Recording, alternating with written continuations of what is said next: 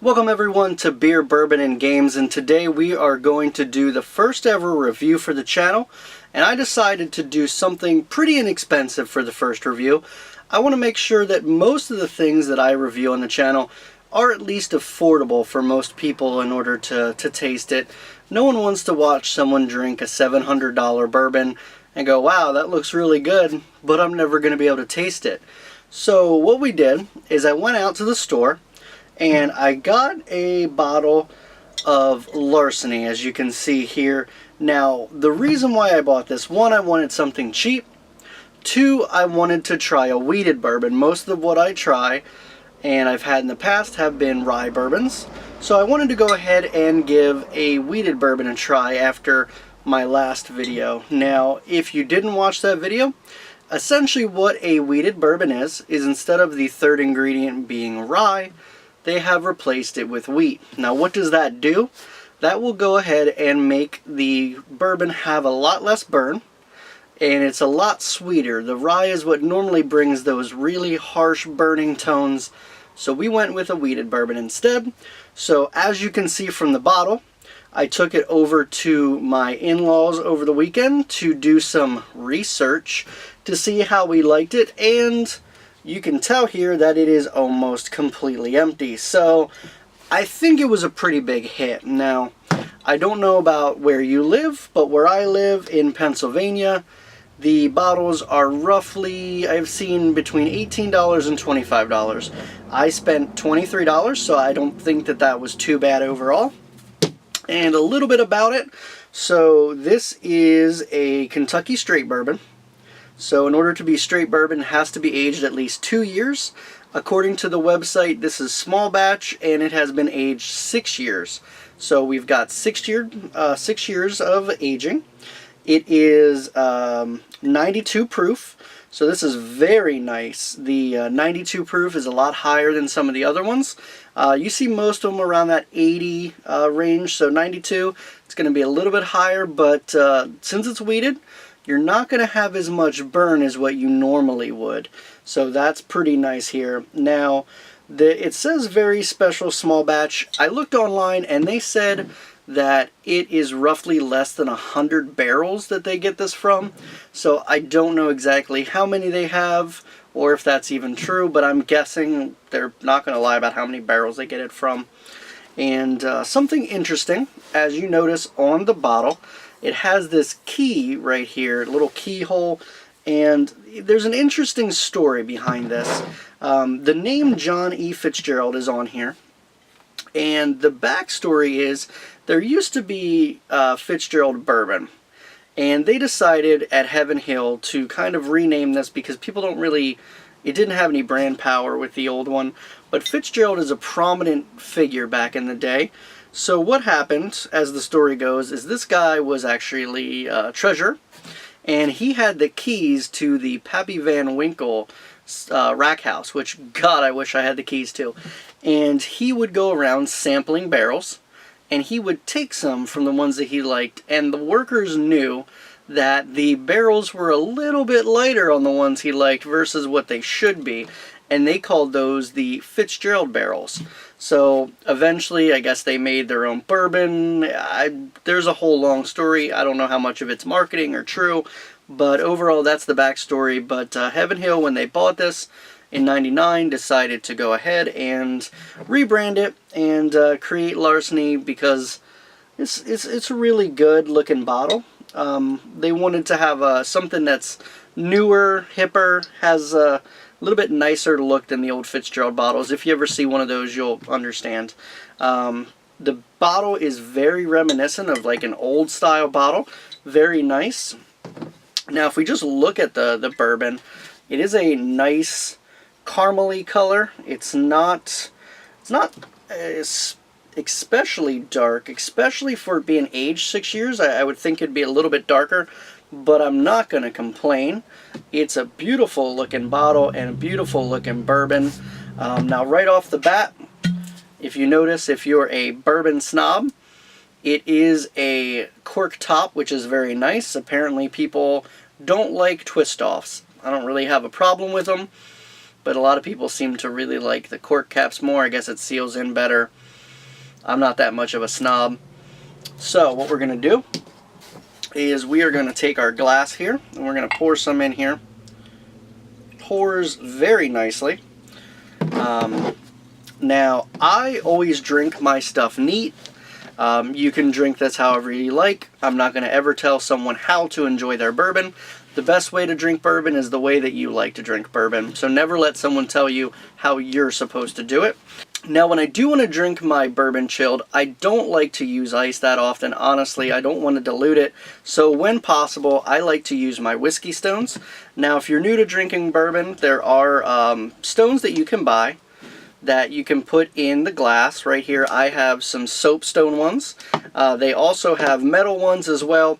I like to not get the metal because I don't want to accidentally drop it in and crack a glass. But make sure if you do buy the soapstone ones that you don't get ones that are really cheap. Some people have said that it can leach in and cause issues and not have the same taste. So I normally throw a couple of those in, so that'll chill your drink without going ahead and diluting it and losing any of the flavor that you have there. So that's honestly what I like to do. But neat, on the rocks, however you'd like. That is the best thing. So as we can see here, I'm looking at it, and it's not very dark in color. It is very, very light. It's almost got like a, it's brown. It's definitely brown, but on angles you can definitely see through it. Very, very nice looking bourbon. As I said before, a lot lighter than I would have thought for the 6-year aging, but I am not going to complain at all, especially for the price. Now, what we want to do is we're going to go ahead and nose the bourbon. If you're not familiar, that means smell it. Now, one thing that we learned in Kentucky when we did the tours is you don't want to smell it with your mouth closed. If you do, you typically get a lot harsher smell. It typically smells a lot more like alcohol, rubbing alcohol. You don't get all the extra tones in there. So if you slightly open your mouth when you smell it, it allows you to both smell and taste. Your mouth kind of processes some of that as well, and you start getting different tones. So I would say at home, if you have a thing of bourbon, do it both ways. Smell it once with your mouth closed. Smell it again with your mouth open. You're going to notice two completely different sets of smells here. So if we nose this, smells really, really nice. I'm getting smells of like toffee and banana. It's going to sound weird, but definitely some like bananas in here. Oh, it's a very, very pleasant smell. I will say that. It's very nice. And the best part of this is afterwards we're going to drink it. But everyone's nose is different and everyone's taste buds are different. So what I say I smell and what I say I taste, you might completely disagree.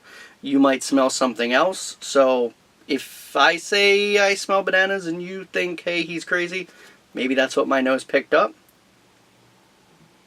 At the tail end of it, you can definitely smell the oak barrel.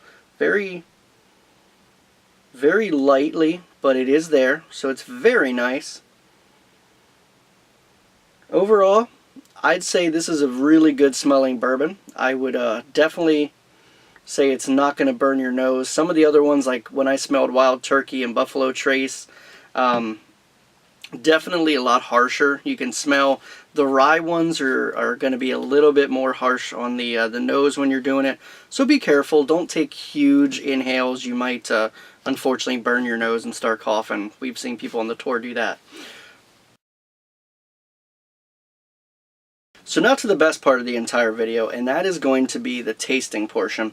So I did give myself quite a bit here, so we can take a couple of sips, see how it works overall, see how it evolves, because you don't always want to judge it by the first taste. You can definitely get a different taste kind of as things go. So let's see here what we got.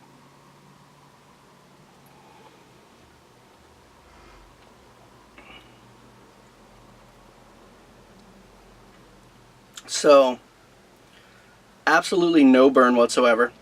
So the wheated bourbon is really nice. Even though it's 92 proof, not getting anything at all, so the wheat is doing its job.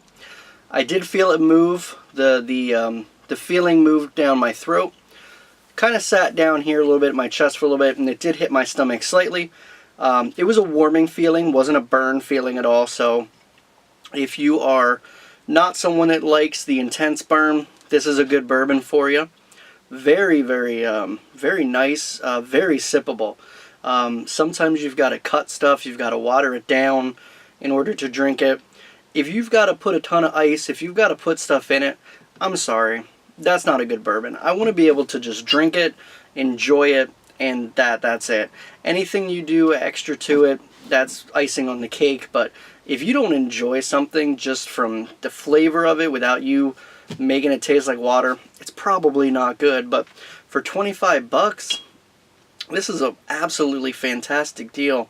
So let's take another sip here. Let's see, now that we talked about the warming,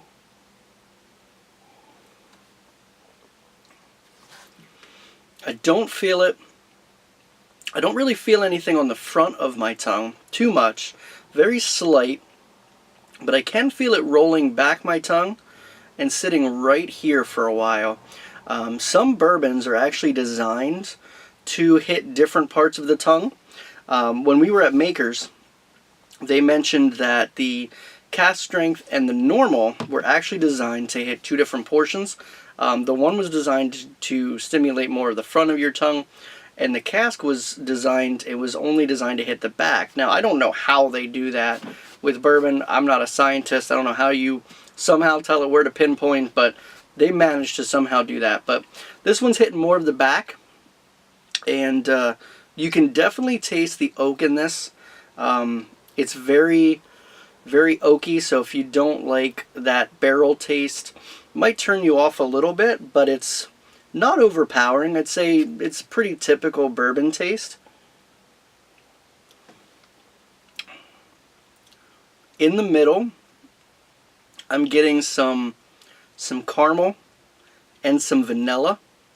Definitely some vanilla. I'm really enjoying that.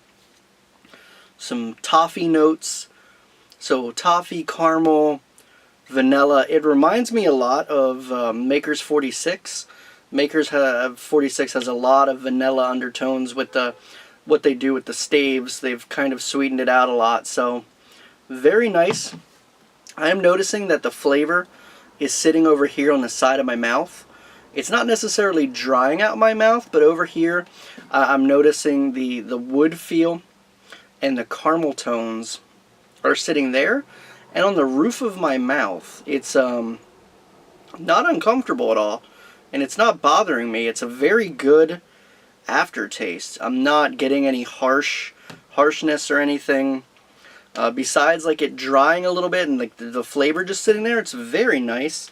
So let's go ahead, let's just finish this. Let's see what we got here.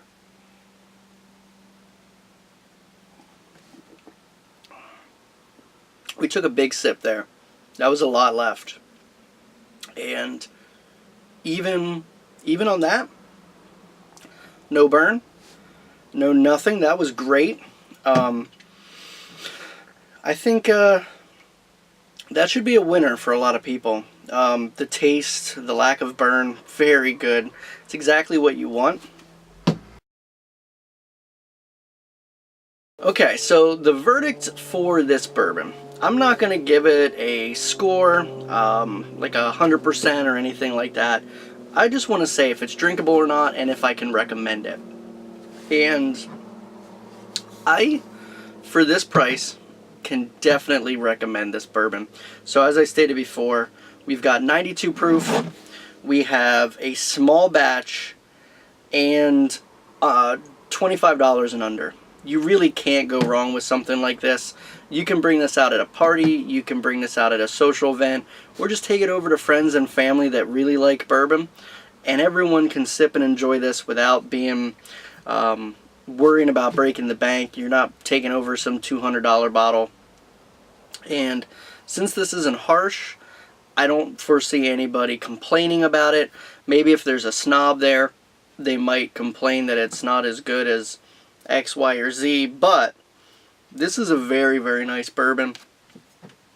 Great color, very drinkable, cool backstory, and it's a Heaven Hill product, so it's a great way to get acquainted with bourbon. I'd say this is a great starting bourbon.